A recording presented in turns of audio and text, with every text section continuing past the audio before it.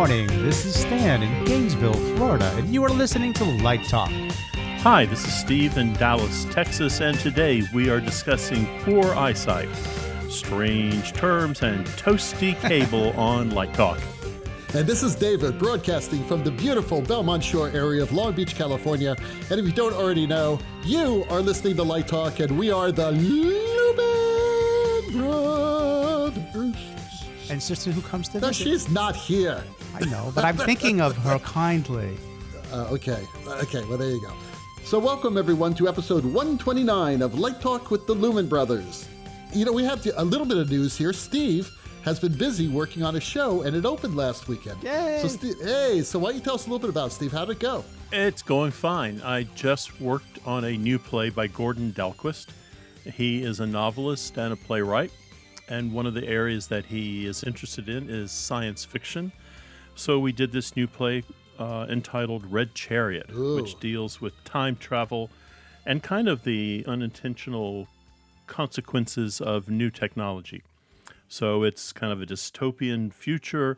It comes at you fast and furious. People have no idea what's going on because we are jumping into the past, into the future, into the present through this kind of time travel, fast-paced, scary world of what might be, and is constantly changing because people are changing things. So everything changes on stage almost with every line that comes out of someone's mouth. Wow.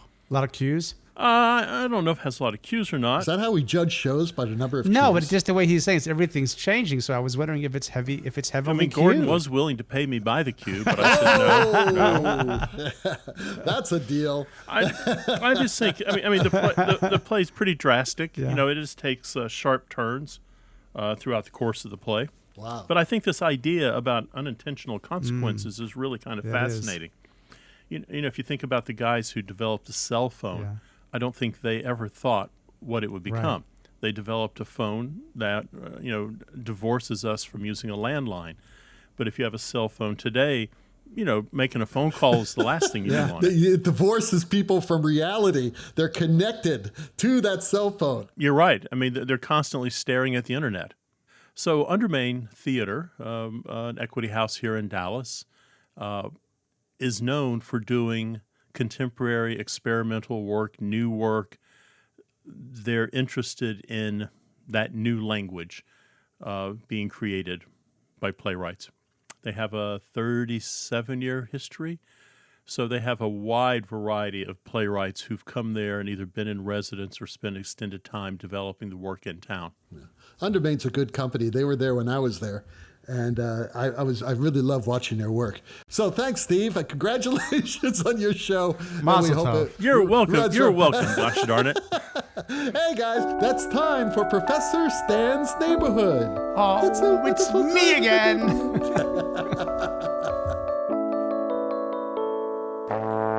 That's right. And today we salute our many listeners in the city of Mumbai, the gateway to India, home of Bollywood, and my favorite food, butter chicken. With a population of nearly 19 million, we're reaching a whopping 37 designers each Saturday, unless the Mumbai cricket team is playing a home game. A fun fact, police are paid an extra 30 rupees each week if they grow a mustache. Mumbai is also the home of the Royal Opera House and is India's only surviving opera house, completed in 1912.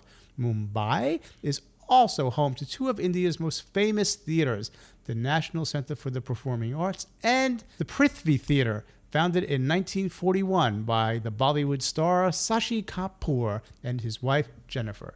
For its 50th anniversary, the Indian government issued a commemorative stamp to mark the occasion. Now going strong for 78 years, Shashi Kapoor has created a permanent home for theater arts in Mumbai.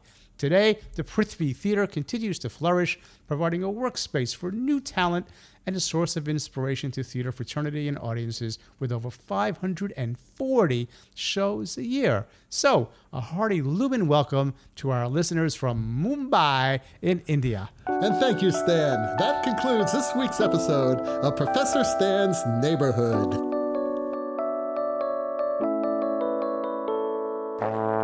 So Steve has our first question. And it comes all the way from Kathy in Las Vegas, Nevada. And she was saying, I was wondering, what do you do when you cue and wear glasses or contacts? Does it matter? To me, yes, it does matter. And I wear both glasses and contacts. And I'll tell you what I do.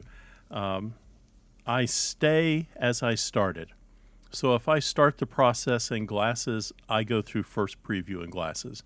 If I started in contacts, I stay in contacts through the whole process. I want my eyesight to be the same as I work through the show. Does it make a difference? I don't know. It does to me.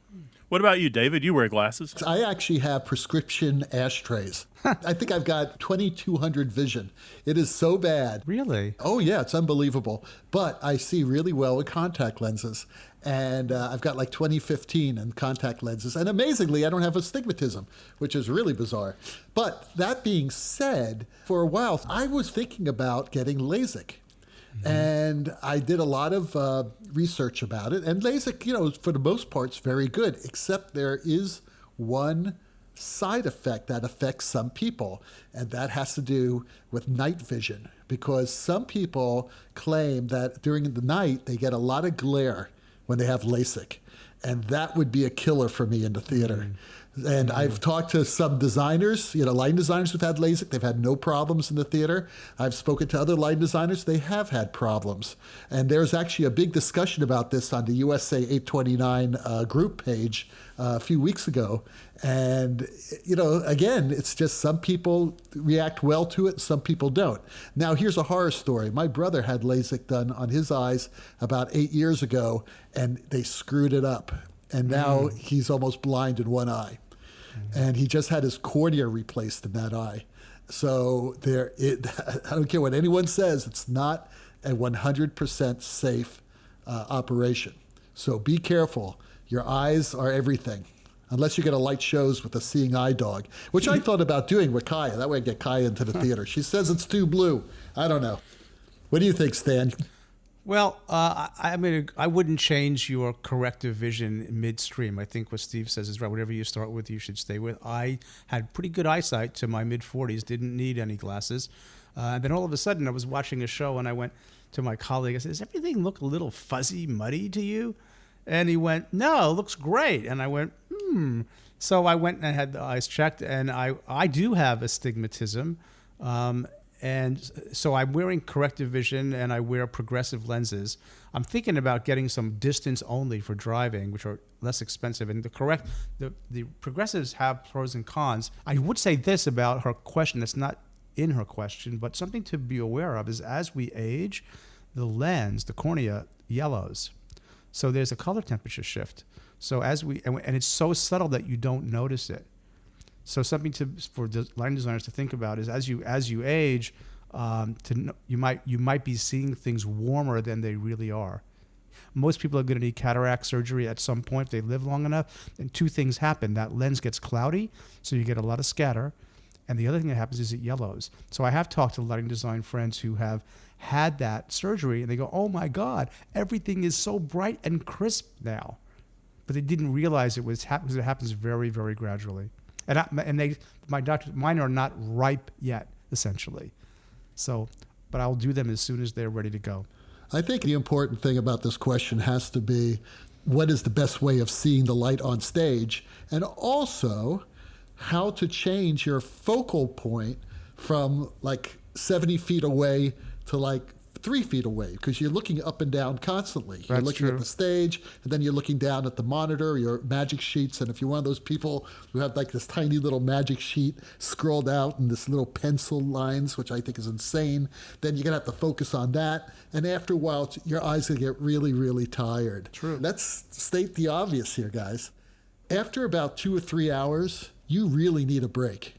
You really need a break, really after 2 hours, because you need to rest your eyes. You need to just go out someplace and there's daylight and just get everything back to normal again and rest your eyes. I have students who work for 8 hours straight on shows. I said, you can't see anything, and you could tell by the lighting. because everything's muddy and they're just pumping light in. No. You just need to rest your eyes because there's a lot of eye strain in what we do. So it's up to you. If you feel better doing it in glasses, do it in glasses. If you feel better doing it in contacts, do it in contacts.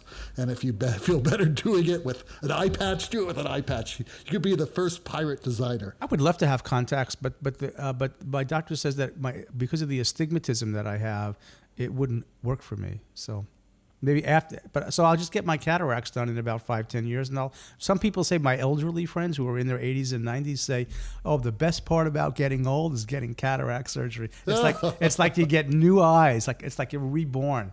Douglas in Cambridge, I guess that's Cambridge. Where's Cambridge? Massachusetts. Mass. Yeah, Cambridge. I bet there are other Cambridges too. But it says Cambridge, so he writes, why do I see a mix of brands of gels and light plots? It seems like Roscoe, Lee, and GAM and others each have hundreds of gels, and many are the same or extremely close. Isn't it easier to just learn one family? He's a socialist. Well, Douglas... Capitalism, Doug. It's capitalism. I don't know, man. I've lit a lot of shows. The three of us have lit hundreds and hundreds of shows. And I'm telling you, I have not memorized even one family of colors, nor would I even bother. They keep making new ones all the time. I can't even remember the security code to my house. So, yeah, I remember colors that I have a fondness to. Roscoe Lean 869. Roscoe Lean 869, which we had a long discussion about on the group page last week, because that was one of Theron's favorite colors. 869 is a color of its own, and they can only produce it in this type of material. I haven't seen anyone reproduce it very well. So I don't use that anymore because obviously it's an obsolete color. But I can remember 68, 69, Roscoe Lux, some Lee colors, obviously. But no, I don't remember all the numbers, okay? So he's asking, why not one family? Because there are Roscoe Lux colors that are not available in Lee. And there are Lee colors that are not available in GAM. And there's certainly a lot of GAM colors that are not available in the other two. I love the GAM blues. Yeah, like Stan says, love GAM blues. And I've been using a lot more of them lately. So everybody makes different colors. There may be some colors that are very close, but for the most part, yes, you're going to use all three. You're going to use Roscoe, Lee, and GAM. But you know something? I think it's all academic because gels are becoming obsolete anyway. We're all going to color mixing instruments. And I think it's important to have colors that you really like to identify as a reference so that you could tell your programmer, okay, take fixtures 4 and 6 and put an R64 in them. So the program can type in, R64, and the color comes on, and it's not even close to R64 because the board manufacturers still haven't gotten that right. It's somewhat close, but not really. And let's be honest, it's really going to look different depending on what other colors are on stage when you're pulling things up. So the way I'm mixing colors nowadays, I start with one color of one system, and then I come around it with fill and other angles of light and adjust those colors to that primary key color, whether it's contrasting it or supporting it or whatever. I could just say that the key of this look is going to be Lee 202, and then I start with that, and I adjust it a bit, and then I build around it and create the atmosphere around it. Doug, I feel your pain. I use the Yale Swatch Book. That would be No Color, R80, and Lee 201. There you go. And it has never failed It me. will never fail. It And, works and, great. and if I'm feeling Italian and musical, I throw a little R27. Ooh, very sexy color. I tell you what, David brought up a good point with the color mixing stuff. And here is my pro tip to you that programmers are all going to scoff at. I still buy some gel. I still get some gel. And I go to my programmer and I say, here's a cut of, I don't know, R80. Make that color for me. So I give them a sample to look at. So they can kind of take that and look at the light through it and go, oh, yeah, I'll mix this color for you in a second. So I still hand them a cut of gel so they can dial in what I want them to dial in. That's interesting. I always tell them, I said, okay, take magenta to 50, cyan to 25. Make that cyan to 30. Yeah, that's where I want it. And that's the color. So again, if you're working with a CYM system or an RGB system, you need to be able to do both of those. And those color pickers that you get on the screen, I mean, you can sort of get a starting point, but you're not going to get really dialed in color unless you're actually mixing the color. And I think it's great that, Steve, that you actually have that color there and you're able to give it to the programmer. But it's going to look different on stage than the gel, because you're looking at a gel. But that's not the rock and roll way. Anybody can give numbers. The rock and roll way is to, have a light, throw the gel up in front of it, and then mix to that color. Yeah. And you dial it. You forget about the color picker together. Color pickers are Satan. They just do not work. I'll tell you how we do it in the museum way. So the museum way is very scientific, but I want to go back to the question for a second. He's asking why all these different, gel books and why, and if the color is extremely close. If you're looking at the color through an incandescent lamp or through a gel book, that's one thing, and that's color matching is quite a science, right? And it's not just that the light source and the gel looks the same, because that's not really the result. The result is, what does the light look like on a surface, on a material, on a person, and is it reflecting back the same? We learned that the hard way.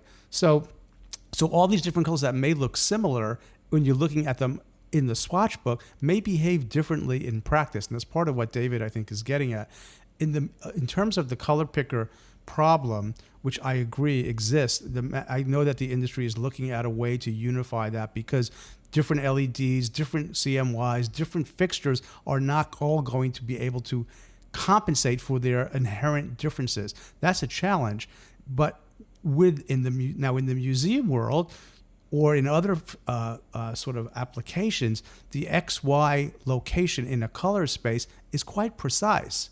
But you could mix precisely to the XY locus in a color space. That doesn't necessarily mean, as Steve and David are getting at, you're going to get that result from different light sources because of their differences in behavior. So you could, and we actually did some work with this on color matching at the Smithsonian, where we took spectroscopy measurements with a high-end spectrometer of the VL5s, okay, at their intensity, so on and so forth. Sent that data to ETC, precise XY data, 1936 CIE color space.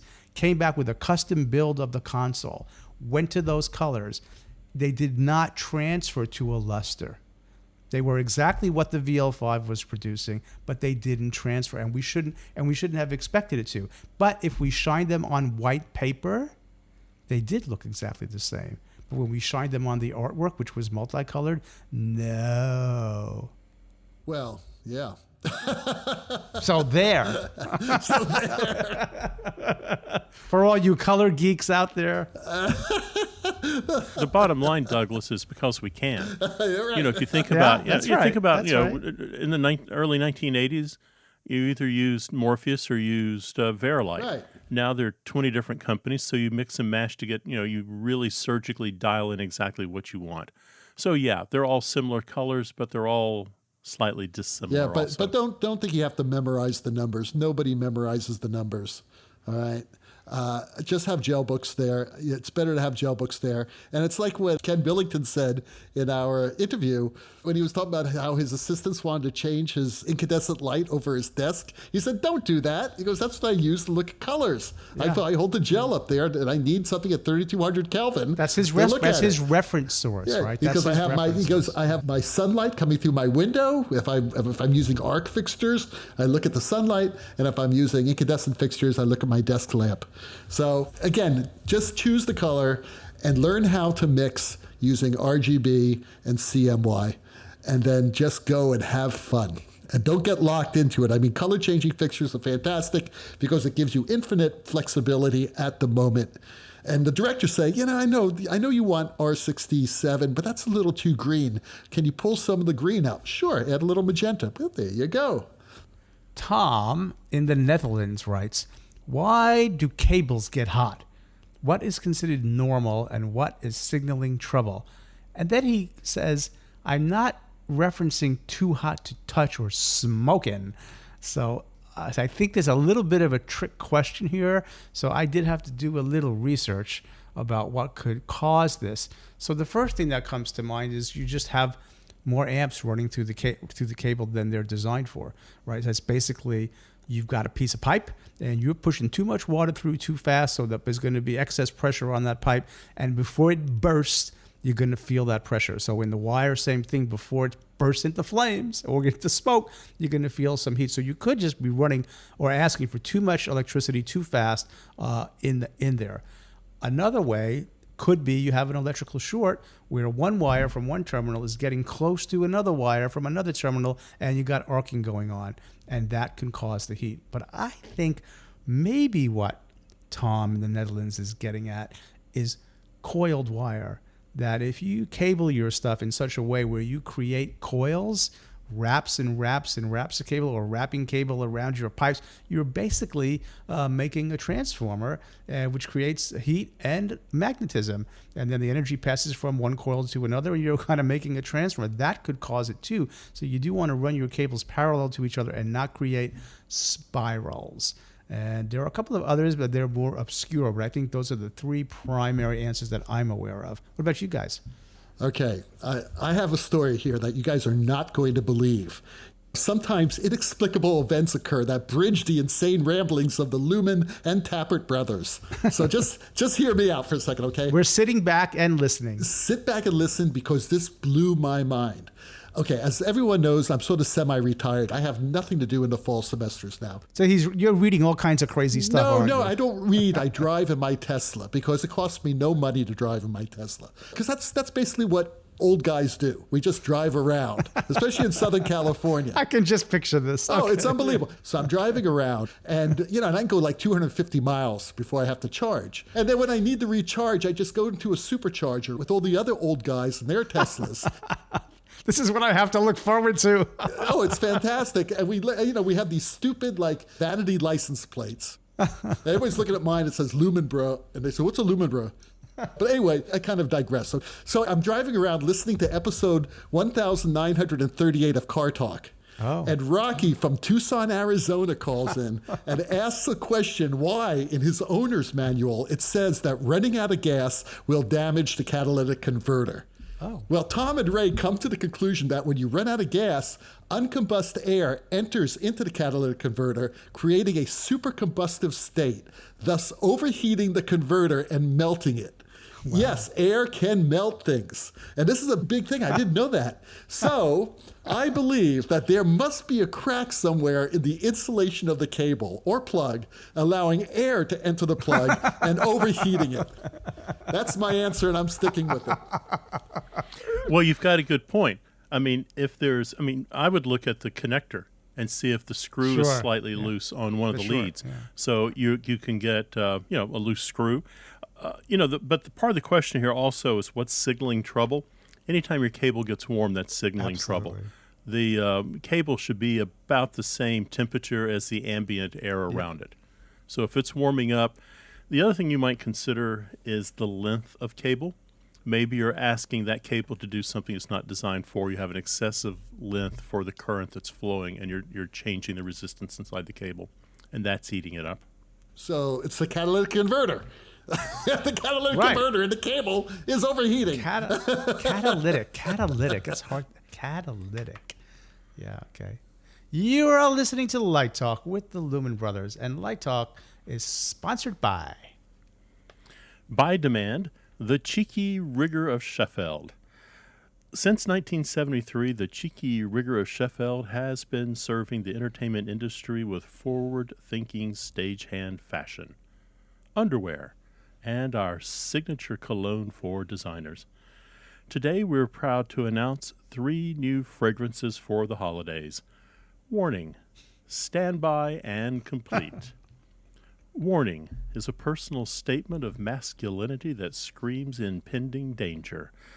Warning is the sweet, natural fragrance of bitter almonds, just like cyanide. And just like cyanide, not everyone knows it's there until it's too late. Warning is as clear as the sign that says, "Don't park illegally." Warning, are you ready to give notice of bad behavior? Standby. Standby is our new fragrance that says you are in a state of waiting to secure an unreserved place into a journey of love and adventure. Standby is the promise of movement that never comes. It will drive her crazy with anticipation. Standby, the fragrance that suggests a lone candle in a dark, primeval forest threatened by fresh winter snow. Light your candle tonight. Complete. Complete, the name says it all. Complete is the alpha and omega. Only after you splash it on does your body chemistry provide the necessary information for Complete to transform you into the love machine you know you can be, if just given the chance. Complete knows no boundaries. Complete will equally stimulate all sexes, so be careful. A little splash goes a long way. Complete should not be used around bees. Warning, Standby and Complete, all new for Christmas 2019. Coming soon, Cheeky Rigger Asia, the Cheeky Rigger of Scheffield. We make underwear, too. And now, back to Light Talk. The sound of those ducks tell us that once again, it is time for our infamous segment, Let's Talk About. And today we have a very deep and sensitive issue that we are going to tackle. What do you do when you are offered to design a show that you have deep moral issues with? I thought about it very early in my career. This was the example I gave myself. What would happen if I was asked to do a play that purported the statement that the Holocaust did not occur? Would I light it? And I came to the conclusion that I would not. I just could not participate in something that I felt was the opposite of my principles. And I have to have principles. Now, I'll just tell one quick story. We did a show a few years ago here at school and the content was somewhat, it was about social media and it was about bullying and there were some things in there that had sexual stuff. And the student who I had assigned to the production came from a particular background and came to me and said, I'm really thankful that you are offering me this design assignment. I really want to do a show, but I have to tell you, the content makes me uncomfortable. And because of my background and my beliefs. And I said, well, I don't think it's appropriate for me to force you to do that. So we will ask another designer and we'll try and find something else for you. And that's what we did. I think it's just a sensitivity. So that's where I come down on the question. How much is it paying? Steve has a price, obviously. It's never happened to me. The only issues that I have are censorship. And it bothers me if we're going to put, Sound of Music and everybody dies at the end, or the first nude, Little Abner. Now that I would go to see. If a theater is going to produce the play the way it was written. Don't hedge your bets and try to add a song to it or change the meaning of the play. So I've never had that problem. I mean, certainly if I had an issue with the morality of the play, I would turn the project down. But it's never happened. I just don't see it happening. And I do tons of new work. Artists need to make their own choices. And that includes student artists, too. I don't think I've ever turned down a show, even though I've had shows that I felt were offensive, maybe, to me. But I always found something in that working experience that made it worthwhile. If I felt that it was going to hurt someone else, that maybe an audience member would be hurt by it, I would not do it. That I wouldn't do. Then that's who I am, and I'm sure you guys are the same way. But it's rare that would ever happen, but I've had that same situation where a student says, I really don't feel good doing this play. Absolutely, that's your choice because you're an artist. You're a student, but you're also an artist. I'm not one to say, well, you're a student. You should do everything. You should bend the rules. You could try to get over this. I don't think so because we choose our art. We're creating art, and we should be choosing our teams, and we should be choosing our art. And I think that's a good thing for a student to actually say, no, I can't do this piece. That's cool. We'll find you another piece, like Stan said. Yeah, well, like you, David, I did think about that early in my career in case it happened. It has never occurred to me either where I was presented with an opportunity where I felt I needed to walk away. So it hasn't happened either, so I'm grateful for that. Right. Well, I think what you're going to find is plays in general reinforce middle-class values. And a middle-class value is simply good is rewarded and evil is punished. And when we have a play in which that doesn't happen, that challenges how we perceive the world around us. I've done some controversial plays in my life, but what I find in doing them is that half the audience leaves the theater feeling particularly good about themselves because their value system has been reinforced.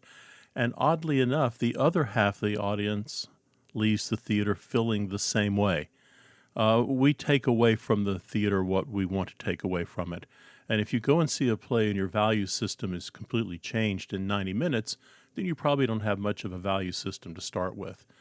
So, what I have done on 2 occasions is I have turned work down because I chose not to work with that design team, or I chose not to work with that director.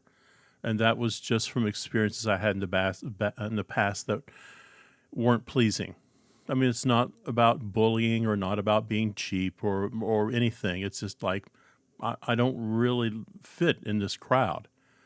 So I chose not to pursue those relationships, more so than worrying about the content of a play. So Steve has our last question of the day. Okay, it's Linda in California.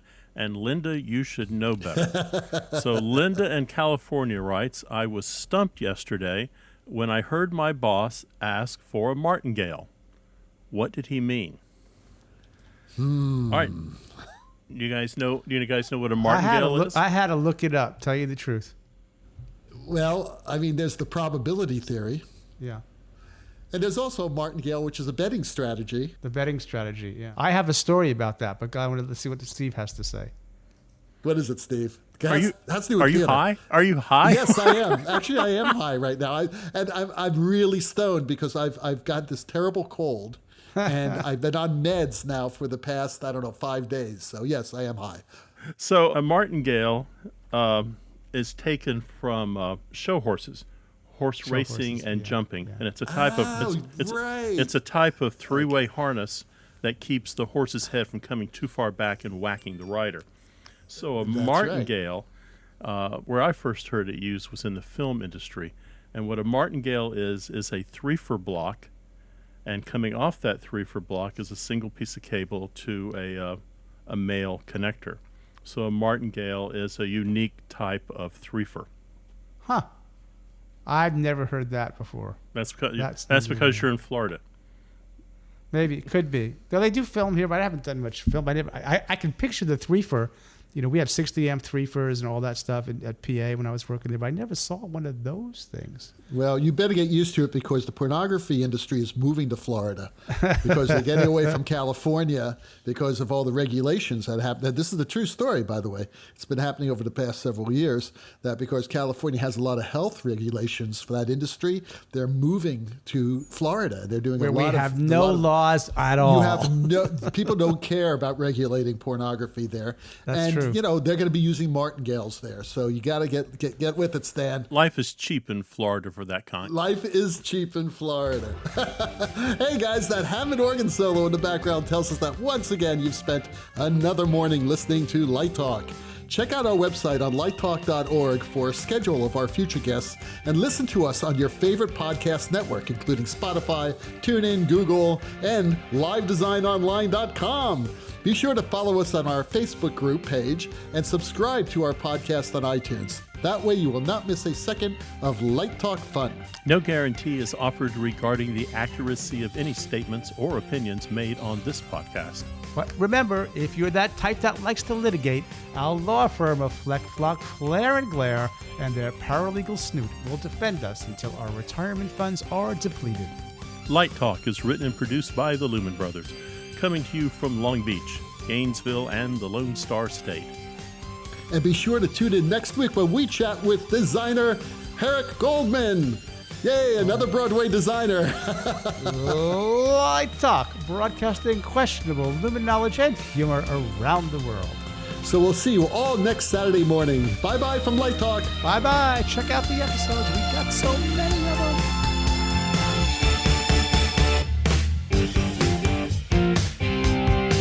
Light Talk.